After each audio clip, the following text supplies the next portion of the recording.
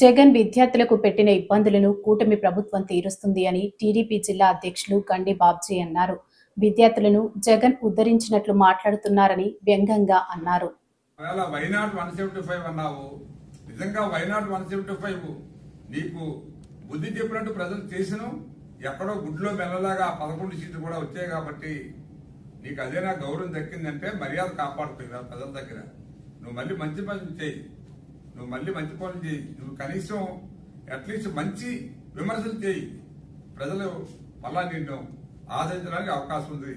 అంతేగాని ఈ లేనిపోనివన్నీ కూడా నువ్వు రోజు ఏం పని లేదు కదా అని చెప్పి బెంగళూరు వెళ్ళడం, ఆదివారం పూట శనివారం పూట రావడం, ఒక ప్రెస్ మీట్ పెట్టడం. ఇప్పుడు అసలు నువ్వు 5 ఏళ్లు ముఖ్యమంత్రిగా ఉన్నప్పుడు ఎప్పుడైనా ఈ తెలుగు వాళ్ళని విలేకరులని ఎప్పుడైనా ప్రెస్ మీట్ పెట్టావా? ఇప్పుడు నీకు అవసరం వచ్చిందా తెలుగు వాళ్ళ యొక్క ప్రెస్ మీట్ అవసరం?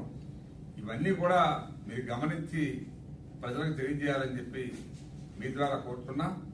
అతనికి ప్రెస్ అంటే గౌరవం ఉండేది కాదు, నాయకులంటే గౌరవం ఉండేది కాదు. అతను ఈవేళ ఒక నాయకుడిని పెట్టాడంటే రేపు రాత్రికి ఒక నాయకుడి మీద కోపం వచ్చిందంటే తీసి ఇంటికి పంపించేవే. ఇటువంటి పరిపాలన చేసావు కాబట్టి నీ కార్యకర్తలు నీకు తగిన బుద్ధి చెప్పారు.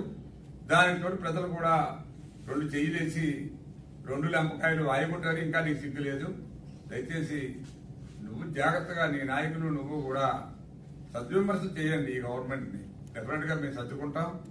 ఏదైనా ఉంటే మేము ఈ అభివృద్ధి చేయడానికి ప్రజలు సేవ చేయడానికి మాకు ఇచ్చిన అవకాశాన్ని మేము వాడుకుంటాం తప్పితే నీలాగా ఎక్కడ పడితే అక్కడ ప్యాలెస్లు కట్టుకొని బ్రాందీల మీద ఇసుకల మీద మైన్స్ మీద డబ్బులు దోచుకొని ఈ ప్రభుత్వం కాలక్షేపం చేయదని చెప్పి మీ ద్వారా మరొకసారి తెలియజేస్తూ, మీరు యువత మీద నిజంగా ప్రేమ ఉంటే యువతకి ఎక్కడ మేము నష్టం చేస్తున్నామో ఆ పాయింట్ వైజ్ మీరు రాసి మాకు ఇవ్వండి.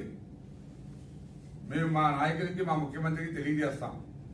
అది కాదు మీరు నోటుకొచ్చినట్టు ఈ దొంగలందరినీ కూడా ఒక్కొక్కరిని జైలుకి పంపిస్తూ మీరు ఎక్కడైతే తప్పు జరుగుతుందో వాళ్ళని పట్టుకుంటామని చెప్పి భయంతో మళ్ళా మీరు యాజిటేషన్ మొదలు పెడితే అమ్మో ఇవన్నీ ఆగుతాయని మీరు అనుకుంటారేమో. ఎవడైతే తప్పు చేశాడో ఇవేళ చూశారు మీరు ఈసారికి ఇవాళ నోటీస్ ఇచ్చారు.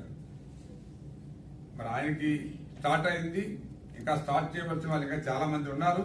మీరు త్వరలోనే వీళ్ళందరూ కూడా బొక్కలోకి పోవడం ఖాయమని చెప్పి మీకు తెలియజేస్తూ మీరు ప్రజలకి ఇవన్నీ కూడా తెలియజేయాలని చెప్పి మరొకసారి మిమ్మల్ని కోరుతా ఉన్నాను. Thank you.